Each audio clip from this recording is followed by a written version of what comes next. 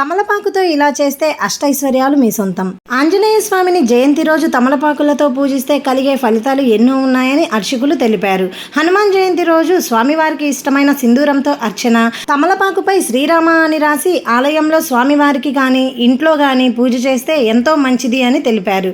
ఆంజనేయ స్వామిని తమలపాకులతో పూజించిన వారందరికీ సకల శుభాలు, ఆయురారోగ్యాలు కలుగుతాయని తెలిపారు. హనుమాన్ జయంతి రోజు దేవాలయాలకు వెళ్ళలేని వారు ఇంట్లోనే శ్రీరామనామాన్ని చెబితే వారి సంకల్పాలు సిద్ధిస్తాయని తెలిపారు. అలాగే తమలపాకులతో ఆంజనేయునికి పూజ చేయడం వలన చిన్నపిల్లలకు మంచి బుద్ధి కలుగుతుందని అంటారు. రోగాలతో ఇబ్బందులు పడేవారు ఆంజనేయ స్వామికి లేత తమలపాకుల మాలను వేస్తే త్వరగా ఆ బాధ నుంచి ఉపశమనం కనిపిస్తుంది. ఇంట్లో మాంత్రిక తాంత్రిక దోషాలు వంటివి ఉన్నవారు ఆంజనేయ స్వామికి తమలపాకుల హారాన్ని వేస్తే మంత్ర సంబంధమైన పీడలు ఏవీ లేకుండా తొలగిపోతాయని విశ్వాసం. సంసారంలో ఎప్పుడూ గొడవలు పడుతూ ప్రశాంతత లేనివారు స్వామికి తమలపాకుల హారాన్ని వేయిస్తే సంసారంలో సుఖం లభిస్తుంది. కొందరు చిన్నపిల్లలు ఎంత ఆహారాన్ని తిన్నప్పటికీ సన్నగానే ఉంటారు, పైగా చాలా నీరసంగా కనిపిస్తుంటారు. ఇలాంటి వారు స్వామికి తమలపాకుల హారాన్ని వేస్తే ఆరోగ్యం కుదుటపడి మంచి ఎదుగుదల ఉంటుందని నమ్మకం. తమలపాకులతో మాలను చేసి ఆంజనేయ స్వామికి వేస్తారు. ఆ తర్వాత తమలపాకును భక్తులకు ప్రసాదంగా ఇస్తారు.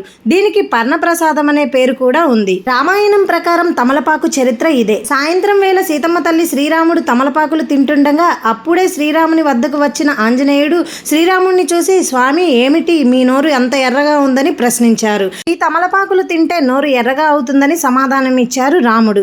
అలాగే ఆరోగ్యానికి చాలా మంచిదని చెప్పాడు. వెంటనే ఆంజనేయుడు అక్కడి నుంచి వెంటనే వెళ్ళిపోయి కొంతసేపటికి ఒళ్ళంతా తమలపాకులను కట్టుకొని గంతులు వేసుకుంటూ ఆనందంగా వచ్చాడు. తమలపాకులు అనేవి శాంతిని ఇస్తాయి. తమలపాకులతో ఆంజనేయుని పూజించడం వలన పూజించిన వారికి సుఖశాంతులు కలుగుతాయి. తమలపాకులతో పూజించడం వలన నాగదోష శాంతి కూడా జరుగుతుంది. అశోకవనంలో ఉన్న సీతమ్మ వారికి హనుమంతుడు రాముల వారి సందేశం చెప్పినప్పుడు అది విన్న సీతమ్మ వారు ఆనందంతో హనుమంతునికి తమలపాకుల దండ వేశారట. ఇలా తమలపాకు చాలా ప్రత్యేకమైనదిగా నిలిచిపోయింది. తెలుసుకున్నారు కదండి. మీకు ఈ వీడియో కనుక నచ్చినట్లయితే ప్లీజ్ లైక్ చేయండి. ఇలాంటి మరెన్నో మంచి వీడియోస్ కోసం మన ఛానల్ని సబ్స్క్రైబ్ చేయండి. మరో మంచి వీడియోతో మళ్ళీ కలుద్దాం. Thank you for watching.